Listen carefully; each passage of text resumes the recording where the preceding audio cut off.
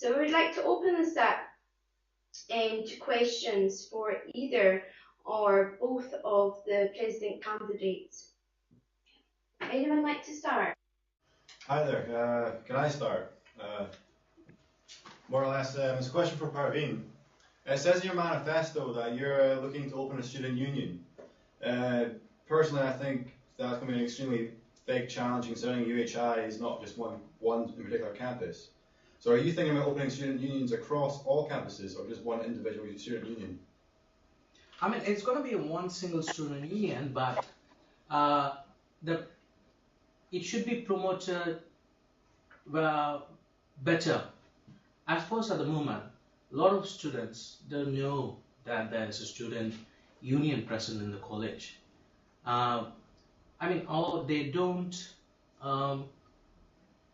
care because they don't get the benefit of that. So I want to particularly target group of people, group of students, what they want. So by targeting them, they know that there's this union which cares about them. So by doing that, eventually every college will grow how they want to run their union. They will give the feedbacks, they will give the opinions, and that's how you can bring it well in the wider range. There it is. Thank you very much, Praveen. Does that answer your question? Is it Ronald and West Hedley to ask that? Yeah, that's my question, fine, yeah. Okay, thank you very much. Good question. Anyone else who would next like to ask one of the, or both of the candidates a question standing for president? If I could ask a question of Praveen again, Melissa, please. Yeah, sure. Yes, please do. Sorry, I'm confused with what's meant by union. There's a tradition in England where we refer to students' associations as being student unions, whereas in Scotland people refer to student unions being the pub or the general hangout place.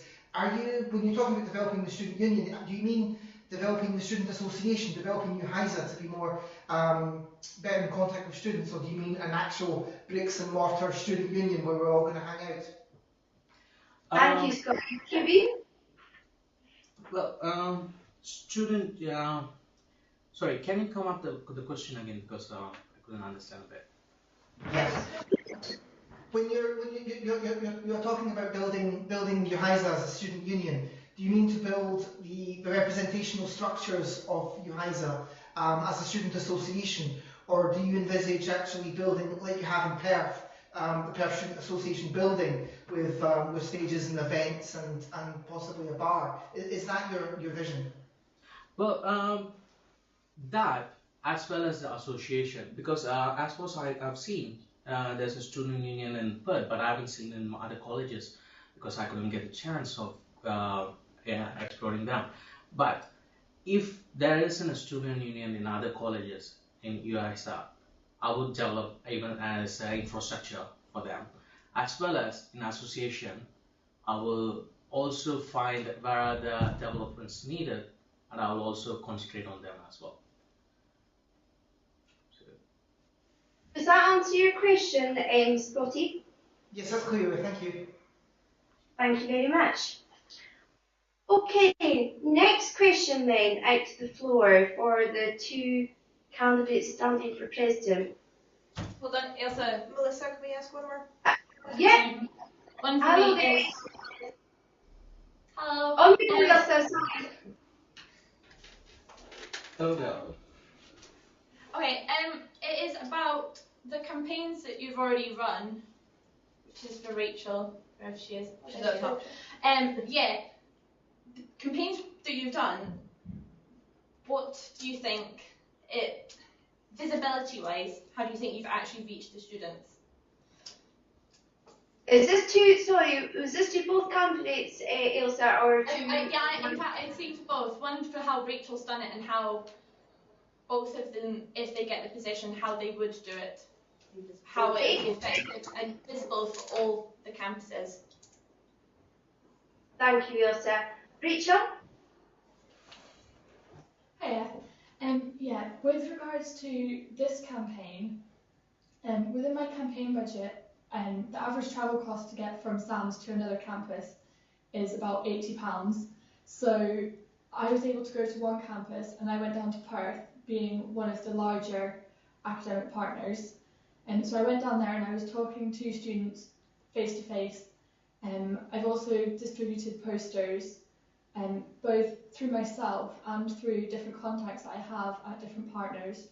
So talking to people at different partners and getting their support and then encouraging them to come on board with my campaign to then spread the message on my behalf as well. So having like advocates for my campaign that are local to the individual students' colleges. In terms of on an ongoing level, for if I was re-elected, it's about developing the executive committee that you have, which includes people from all over UHI. So you've got your different college representatives, you've also got your liberation officers, which could be based at different campuses. And then the subject network student officers are often based at different campuses yet again.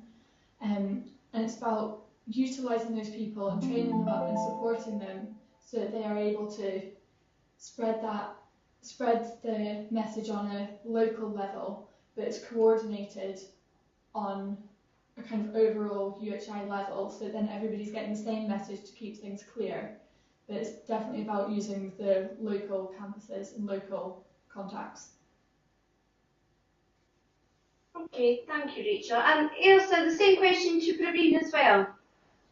Well, what I did about my campaign was to I went to individual classes and asked a student rep of their OH classes, and I organized a meeting where I could talk to them about my views and how I would want to improve it, and if they are willing to support me, I asked them to spread the word and be my campaign promoters in terms of that, and as well as other social media and things like that.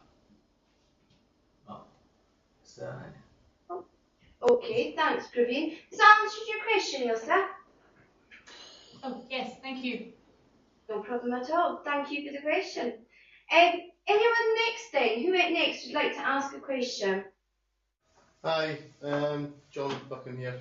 Hi, John. Rachel, hi. Rachel, you were saying you wanted to improve VC lectures and make them similar to face-to-face lectures. Given technology's limitations, how do you propose to do that? Or how do you propose to go around getting that to change? Thanks, John. Rachel?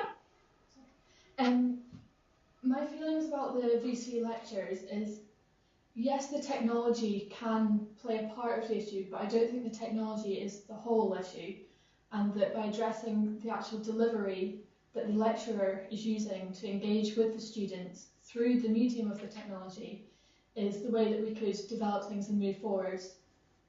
So it's about, like for me, I think it's about highlighting the things that students do engage with when getting lectures on video conference, and highlighting that so that then other lecturers who are perhaps less comfortable using the technology and less engaging can make use of those in their own lectures, and then it benefits the students because they can engage better with the material that they're being taught through the system.